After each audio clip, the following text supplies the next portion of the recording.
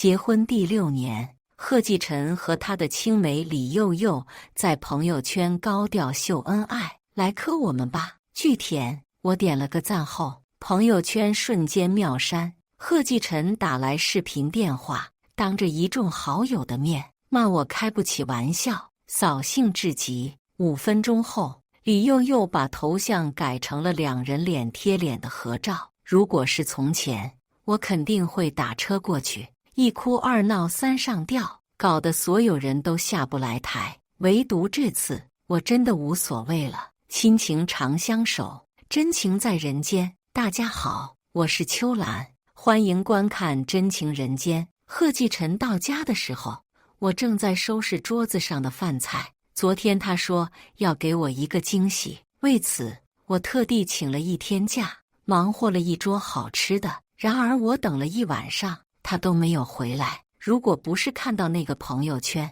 我都不知道他整晚都在陪别人。怎么做这么多菜？贺继晨捏起一块排骨，随意尝了一口，眉头一蹙，都说了你下厨没天分，还要做，真难吃。从前我听到这句话，肯定会又难过又沮丧，可是现在我都懒得理会他。我忙着收拾饭菜，他啧了一声，扔了个小盒子在我面前，给你带的礼物。说着就打开盒子，拿出一条手链戴在我手上，挺好看啊。贺继晨总是会在骂我后带点小礼物回家，这是我们心照不宣的和好讯号。我知道他这是在给我台阶，完全不管我有没有别的情绪，因为在他印象里，只要他给了台阶，我就该感恩戴德的赶紧和好。佑佑都被你气哭了，你现在就去给他道个歉。他说着上前扯住我的手往门口拖去，他的动作太大，拉扯间我的腰撞到了桌角上，嘶！我立刻疼得动不了了。贺继晨嫌弃地看了我一眼，有些不耐烦地说：先送你去医院，道歉的事下次再说。腰痛面前我没有矫情，跟着他出了门。一坐上车，副驾驶上都是李佑佑的私人用品。贺继晨脸色微变，谁叫你找人弄花了他的车？可能今天送他的时候落下的。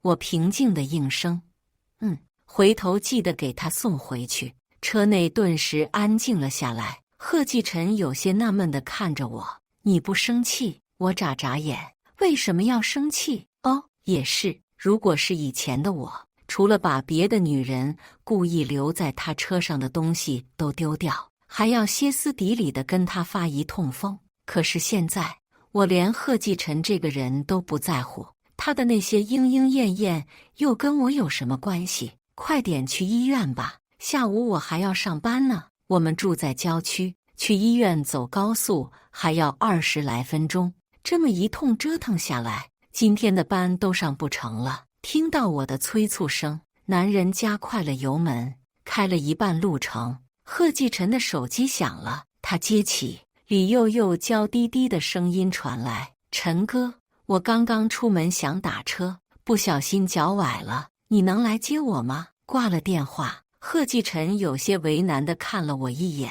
然后开着车在临停区停了下来。我有急事要去佑佑那，你自己打个车去医院吧。说完不等我回答，就把我赶下了车。他一脚油门，车子离弦般飞了出去。在前不着村后不着店的高速上，我顶着烈日等了半天，都没打到一辆车。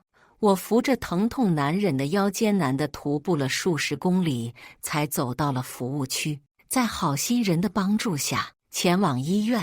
晚上，贺继晨刚回到家，便看到我在吃外卖，他眼神一扫，脸色立刻沉了下来。怎么没点我的份？他知道我的腰受伤了，做不了饭，可为什么没点他的份？他明明在半小时前通知过我要回来。结婚6年来，我永远都是第一时间满足他的任何需求。我无所谓的耸肩，手机在充电，没看到你的消息。贺继晨抿着唇，想说些什么，却又闭上了嘴，把手里的袋子放到我跟前。给你带的甜品，我抬头看了眼甜品的包装袋，对上男人大发慈悲的目光，礼貌疏远地说：“最近在戒糖。”半小时前，李佑又发了一张在那家甜品店的动态，所以这是临走的赠品吗？见我不搭理他，还在没心没肺地看着电视上的综艺傻笑，贺继晨板着脸想要查看我腰上的伤势。我下意识地拒绝他的触碰，挣扎间把桌上的甜品打翻在地。贺继晨冷笑：“楚河，我不过是半路放你自己打个车，就这么点小事，你有必要气到现在吗？”我没有生气，我实话实话，他却觉得我在强撑，更加嘲讽地斥责我：“你分明就在生气，你多大岁数了，能不能懂事点？还有你弄花幼幼的车，我都没跟你算账，真是无可救药的蠢货。”他总觉得我笨，手段又不高明，还喜欢耍心机。每次吵架，他除了攻击我的智商，还喜欢用李幼幼打压我，然后好整以暇地欣赏我哭闹发疯的丑态。然而这一次，我既没有哭，也没有闹，更没有歇斯底里的一遍遍解释我根本没做过的事情，只是冷淡地看了他一眼，随便你怎么想。我慢悠悠地吃完饭，收拾桌子，然后回书房办公。过了一会儿，屋外传来摔门声，换作从前，我肯定早就追出去。他向来知道怎么拿捏我，吵架的时候总是摔门而出。看着我狼狈地追在他后面解释，他潇洒地开车离去。然后我会整夜不停地给他打电话发信息道歉。这一招他用了这么多年，向来都是无往不利的。可是今天他出了门，我反而觉得家里清静了不少。10点多的时候，贺继晨发了个信息来接我，下面还有个地址。我按灭了手机，没有理会。过了半个小时，门口传来响动，贺继晨冷着一张脸走了进来，我也没理他，径直去浴室洗澡。刚躺到床上，贺继晨便贴了上来，我用力地推开他，他有些气急败坏地开灯：“楚河，你以为我想碰你？我和贺继晨一直在要孩子，因为这个原因，他才勉为其难地跟我同房。”我翻身背对他，我腰疼，先睡了。从来都是他拒绝我，如今角色一反，贺继晨愣神了好一会儿，最后沉着脸走出了卧室。以前他会找各种借口睡书房，我每每都是死皮赖脸地跟着，可今天我却睡得格外安稳。第二天上班，我让闺蜜把她认识的那个金牌离婚律师推荐给我，有些事情也该有个了结了。分房睡的第7天，贺继晨给我买了一个包，放在客厅显眼的位置，却没和我说话。我知道他是想和好了。下午，我在之前拍婚纱照的店家那边刷到他新发的朋友圈，照片上李幼幼穿着婚纱，一脸甜蜜地靠在西装革履的贺继晨身上。那个朋友圈更新了不到5分钟，贺继晨的电话就打了过来，他欲言又止：“楚河，你别误会，那天正好打赌输了，才陪幼幼拍的写真，所以我无动于衷。这有什么好误会的？你不生气，我为什么要生气？”男人沉默片刻，说：“晚上有活动，你下班等我接你。”说完不等我拒绝，就挂断了电话。贺继晨来接我的时候，李幼幼正坐在副驾驶位上。“楚河姐，不好意思啊，陈哥给我新订的车还没到，我只能天天让他接送了。”李幼幼阴阳怪气地笑着，眼底满是挑衅和得意。我淡然一笑，识趣地打开后排车门。一路上，贺继晨总是没话找话地跟我闲聊，我却一直在玩手机。没耐烦地应了几声后，就不再言语。还是他们聚会的老地方。到了包厢，贺继晨的几个发小都迎了上来：“嫂子来了，嫂子好久没来玩了。”几人一边说着话哄我，一边跟贺继晨对视了几眼，想来是知道他干了什么事。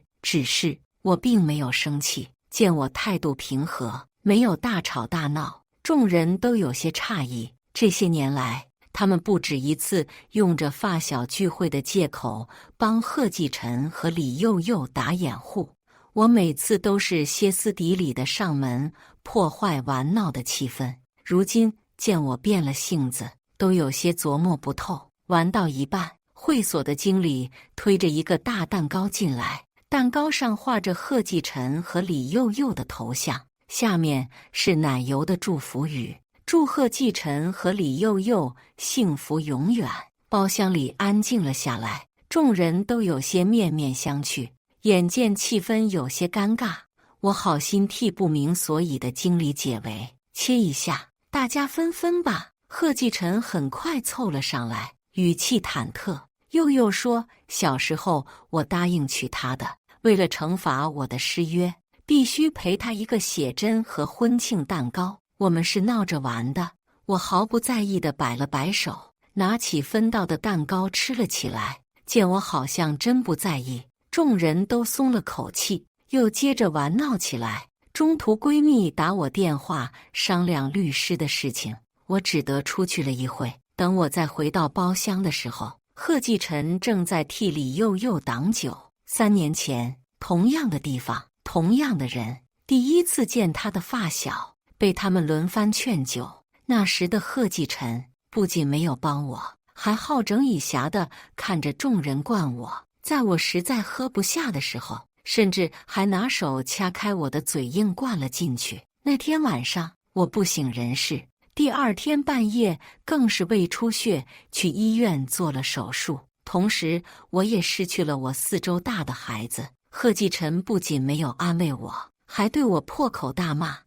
我说了，你跟他们不是一个圈子的，不让你去你非去，蠢货，就因为你的愚蠢害死了我的孩子。想到这，我直接走到了座位上，拿起自己的包，直接离开。贺继晨满身怒气地上前扯住我，楚河，你是不是有病啊？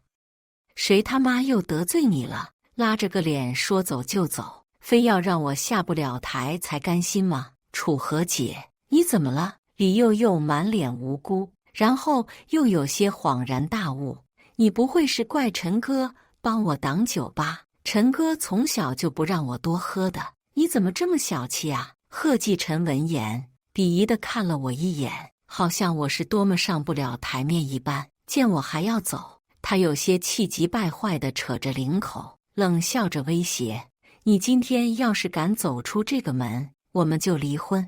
我不知道这是贺继晨第几次跟我提出离婚，以前不管我怎么闹，只要他说离婚，我就会像被掐住脖子一样，哭得撕心裂肺地跪着求他，跟他发毒誓，再也不会惹他不高兴了。然而此时此刻，我却看着他的眼睛，说了一声好。气氛有那么一瞬间的凝滞。贺继晨怀疑他的耳朵出了问题，瞪着眼睛问楚河，你说什么？你说离婚？我说好。他咬牙切齿的冷笑，你确定真要跟我离婚？离婚还能有假？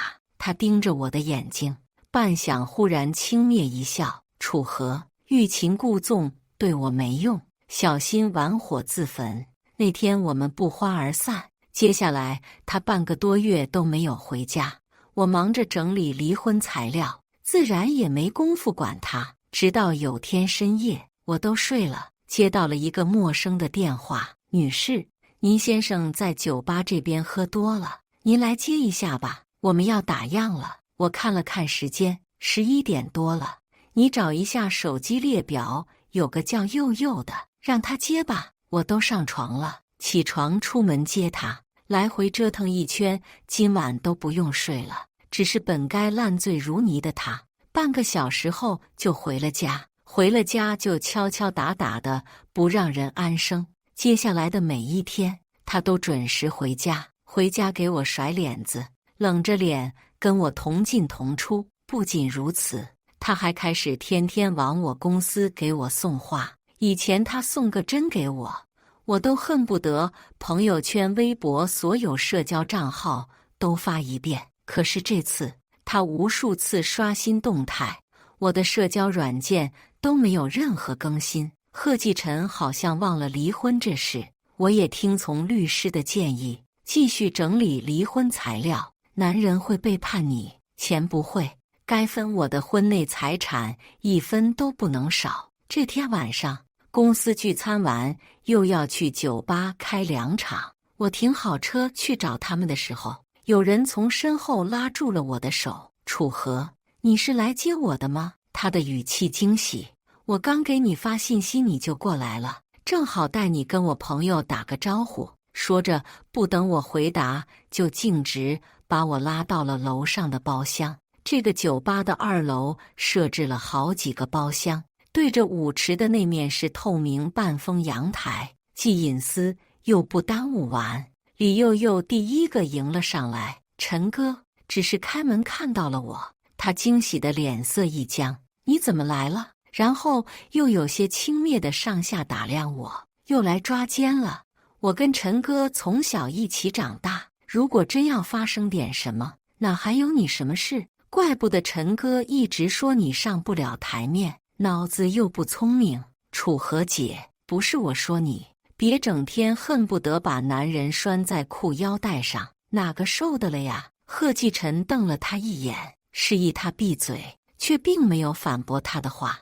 我一眼就看到了李佑佑脖子上的吊坠，那是我3拜9叩从庙里求来的平安符。前段时间，我还问他为什么不带我帮他开过光的吊坠，他却不耐烦地告诉我，他不喜欢在脖子上挂东西。我只是嘀咕了一声，那是好不容易求来的，他就吃了炸药一般冲我大喊大叫。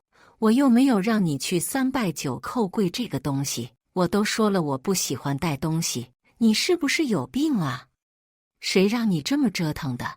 你真应该去医院挂个号，看看你的猪脑子，人家说什么都信，蠢货！贺继晨见我看到了李佑佑的吊坠，一脸紧张地抓着我，小心翼翼地解释，上次佑佑说自己老是做噩梦睡不着，想找个开过光的压一压，我才不得不借给他的。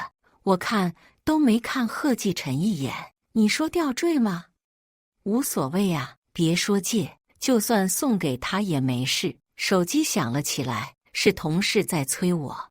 我扯开贺继晨的手说，我约了同事在这边玩，现在要过去了。贺继晨还没说什么，李佑佑已经拦住了我，摸着胸前的吊坠红着眼道，楚河姐，你是不是看不惯我呀？我和陈哥从小一起长大，真不是你想的那样。他虽哭着，眼神却带着挑衅，也如愿让我看到了他手腕上的环形刺青。3个月前，我在贺继晨的手腕上见过同样的图案。他说不喜欢戴手链，纹一个好玩。贺继晨的眼神盛满慌乱。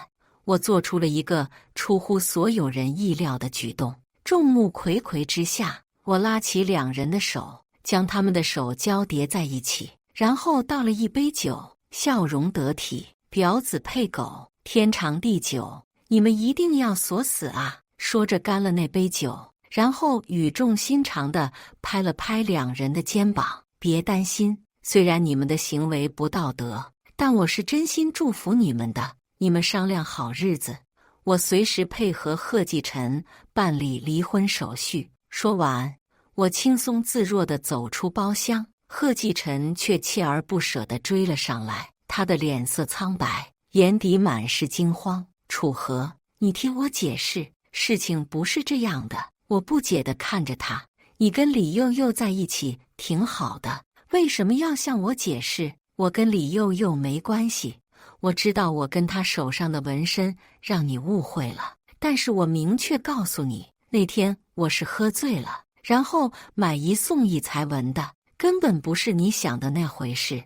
我明天就去洗掉。楚河，我们夫妻这么多年，这点信任都没有吗？他的语气激动，声音越来越大，引得走廊好些人都驻足观望。我嫌弃地按了按眉心，贺继晨，你冷静点，有什么事等我聚会完再说吧。多少次，我们因为李幼幼的事情争吵，我都如同一个疯子一样，拉着他在大庭广众下大吵大闹。那时候的贺继晨就是像现在这样，带着点嫌弃的敷衍我。现在风水轮流转，他可能永远都想不到会有角色调换的这么一天。是以他的眼底满是震惊和受伤，没有理会他的失魂落魄。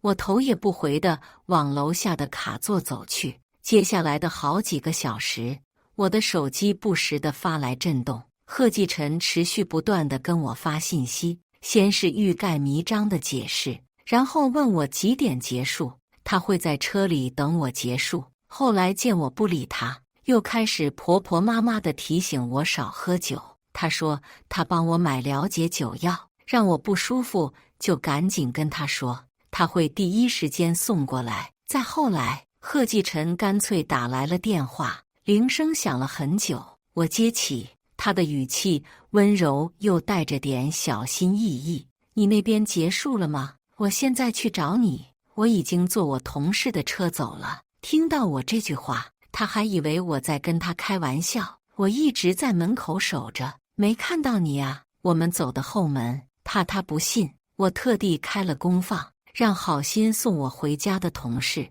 跟贺继晨打声招呼。是你那个上司？他有些咬牙切齿地询问。电话里，他的呼吸越发急促，带着隐忍的怒意。我的上司在我入职的时候很高调地追过我，只不过那时候我满心满眼都是贺继晨。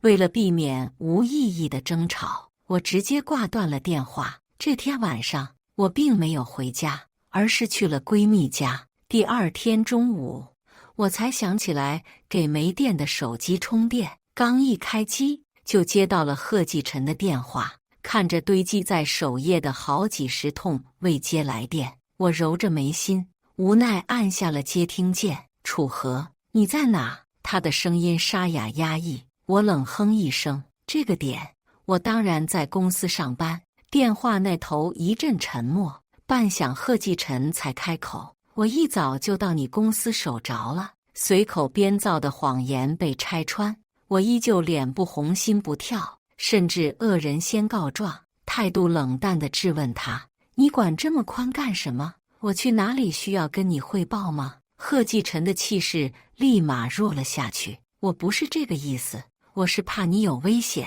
你是在你闺蜜家吗？我现在去接你吧。既然她愿意接，还省得我打车了。闺蜜家离公司不远，没一会儿车就到了。她亲自下车为我打开了副驾驶的门。上车没一会儿，我就在车座的缝隙里摸到了什么东西，那是一个女士文胸。贺继晨如临大敌地将文胸扔到后座，眼神闪躲地跟我解释，昨天佑佑喝醉了，他可能觉得勒得难受吧。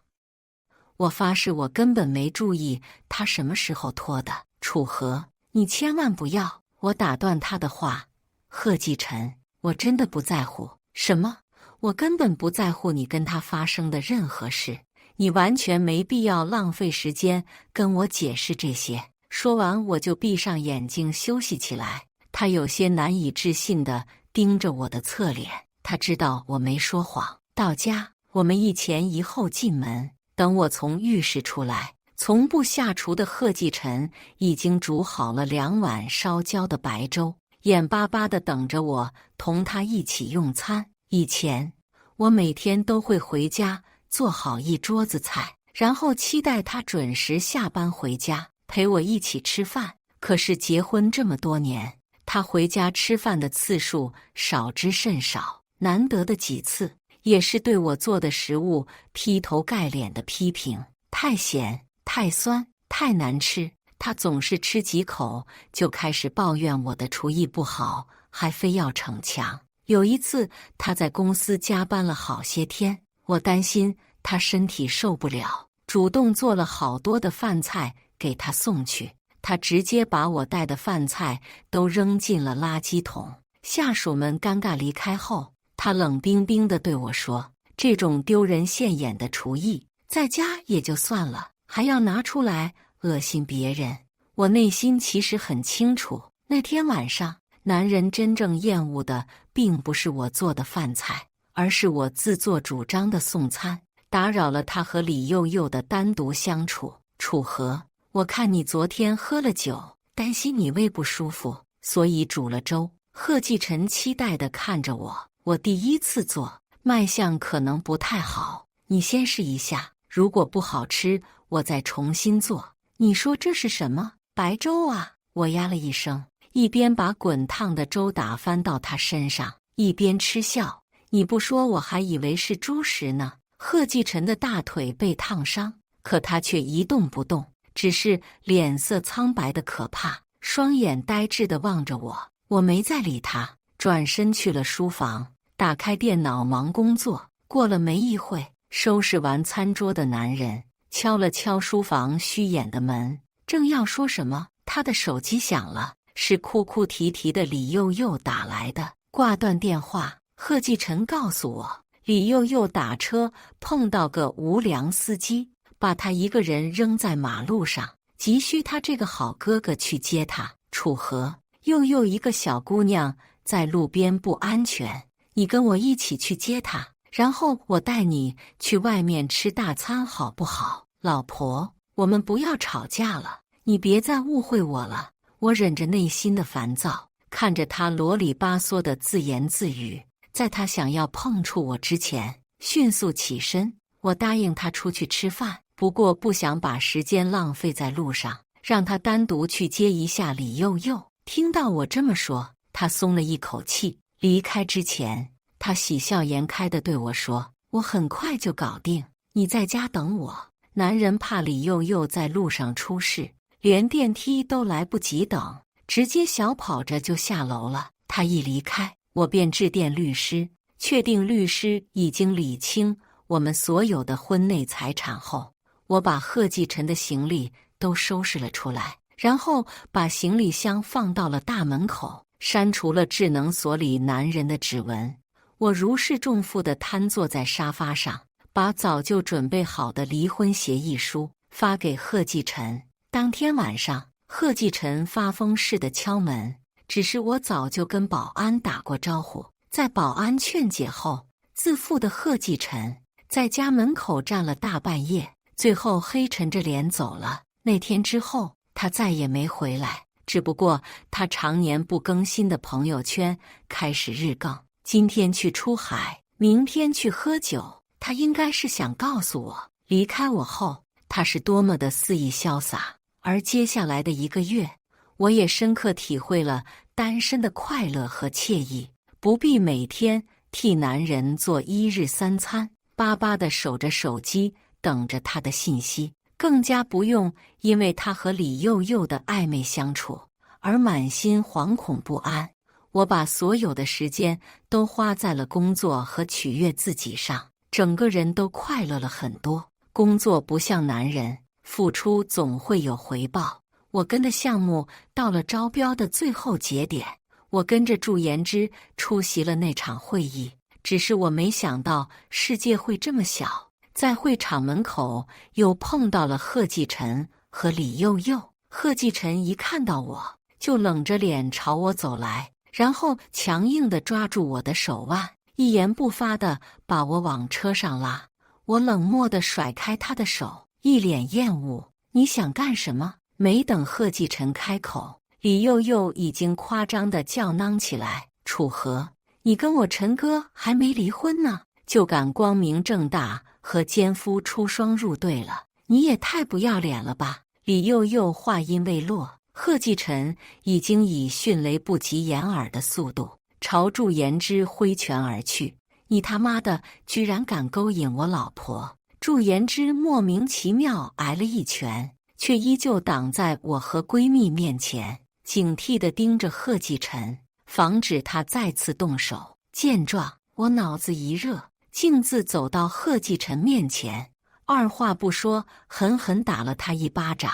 贺继晨的眼眶瞬间变红，眼底满是不可置信。楚河，我才是你老公，你居然为了别的男人打我！我面色平静。李佑佑不是说了，所谓新欢旧爱，你一个旧爱自然是比不上新欢的。听完我的话，他整个人都有些崩溃。你说谎，你是气我的，对不对？你到底要跟我闹到什么时候？我走到祝颜之的身边，捧着他的脑袋亲了他一口。愤慨暴怒的贺继晨突然失了声，他不可置信地看着我。明明我那么爱他，明明为了他尊严都不要了，可为什么我会当着他的面如此偏袒别的男人，恬不知耻地跟别的男人暧昧亲密？李幼幼难掩眼底的窃喜，装模作样地挽住贺继晨的胳膊，正想说点什么的时候，贺继晨却忽然发狠，把他推倒在地。无视李幼幼梨花带雨的委屈眼泪，男人呆愣在原地，心如死灰地看着我。不知道过了多久，他突然笑了起来。哈，我终于知道你以前的感受了。他笑着笑着，声音开始哽咽。老婆，我知道错了，我再也不会跟别的女人有任何来往了。我这一辈子都只爱你一个人，我们回家好不好？我好像听到了一个天大的笑话一般，忍不住轻笑出声。贺继晨，如果3天内没有收到你签完名的离婚协议书，我会直接起诉离婚，言尽于此。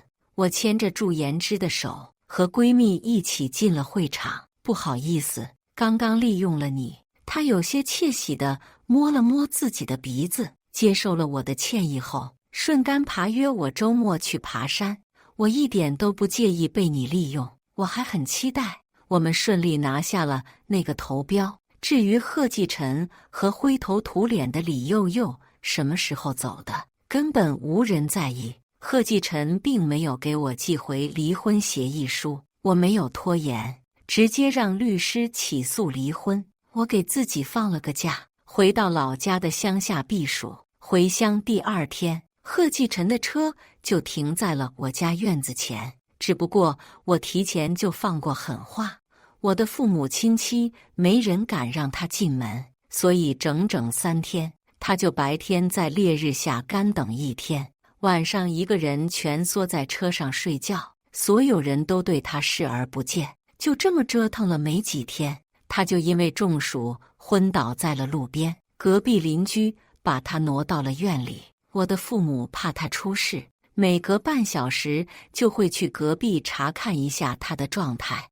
我跟贺继晨的家境天差地别，如果不是当初爱得死去活来，贺家父母绝不会愿意让他与我结婚。结婚那天，我的父母亲戚被请到了另外的酒店用席，因为贺家的亲戚都是有头有脸的商政要人，而我的父母亲戚都是乡下的小老百姓，他们怕我家给他们丢人。这件事，贺继晨全程瞒着我，接送的大巴直接就把我这边的亲戚都送到那个酒店，还骗我说车子半路抛锚了。门不当户不对的婚姻，开始就是个错误。妈，你们快去休息吧，我会看着他的。